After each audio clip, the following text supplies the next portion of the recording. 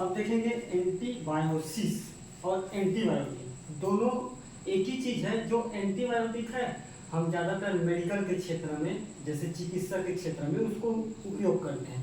ये जो एंटीबायोसिस है ये बेसिकली प्लांट के और जो माइक्रो ऑर्गेनिज्म सूक्ष्म जीव के रिलेशन से संबंधित चीज़ों के बारे में जब हम बात करते हैं या इसका माइक्रोबायोलॉजी में इस चीज़ को देखा जाता है। तो एंटीबायोटिक और एंटीबायोटिक अलग अलग चीज़ है एक ही चीज़ है, उसका नाम उधर ज़्यादा लेते हैं, इधर वाले लोग कम लेते हैं। ठीक, तो एंटीबायोसिस क्या है? एक प्रकार का रासायनिक पदार्थ है जो सूक्ष्म जीव से प्राप्त होता है, सूक्ष्म जीव से प्राप्त होता है और दूसरे सूक्ष्म जीव को नष्ट करते हैं उसे एंटीबायोसिस कहते हैं,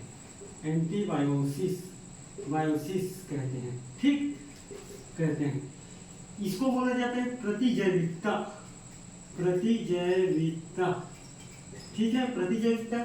तो माइक्रो ऑर्गेनिज्म सूक्ष्म जीव की मतलब क्या है? यहाँ सूक्ष्म जीव की मतलब तीन चीज आप बता सकते हो, फंगस, बैक्टीरिया, वायरस या अदर जो सूक्ष्म जीव है ये अपने बॉडी से रिलीज करेगा, रिलीज करने के बाद दूसरे को नुकसान पहुंचाएगा, उसको बोला जाता है एंटीबायोसिस। और एंटीबायोटिक क्या है? एंटीबायोटिक भी सेम है, मगर इस चीज को ड्रग्स का निर्माण दवाई क्षेत्र में, चिकित्सा क्षेत्र में, जैसे कि तुम खांसी का दवाई लेने जाते हो तो तुम बोलते हो खांसी का एंटीबायोटिक दो, एंटीबायोसिस नहीं बोलते हो नहीं। तो नाम अलग है, उस पर भी किसी अन्य बीमारी को मारने का रहता है। यहाँ सूक्ष्म जीव को, अन्य सूक्ष्म जीव को मारने का प्रवृत्ति पाया जा रहा है। तो दोनों में ये डिफरेंस है। ठीक है, अब इस तरीके से एंटीबायोटिक है, जैसे कि एग्जाम्पल में लिखो पेनिसिलिन क्या करता है? माइक्रो ऑर्गेनिज्म को मारता है। दूसरा आप लिख सकते हो टेट्रासाइक्लिन,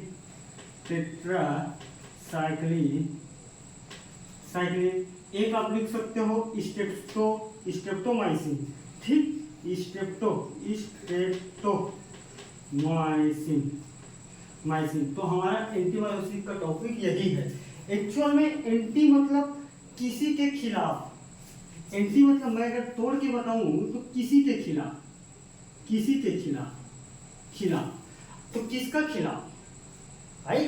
किसी जीव के खिलाफ, उसको बोलते हैं एंटीबायोटिक। और क्या चीज है?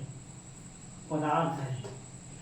कोई सूक्ष्म जीव, चाहे फंगस हो, चाहे बैक्टीरिया हो, चाहे वायरस हो, उसके बॉडी से कोई रासायनिक पदार्थ निकलता है और उस रासायनिक पदार्थ से किसी दूसरे फंगस बैक्टीरिया को मारने का अगर प्रवृत्ति पाई जाएगी, गुण पाया जाएगा, लक्षण पाया जाएगा, तो उसको बोलेंगे एंटीबायोटिक।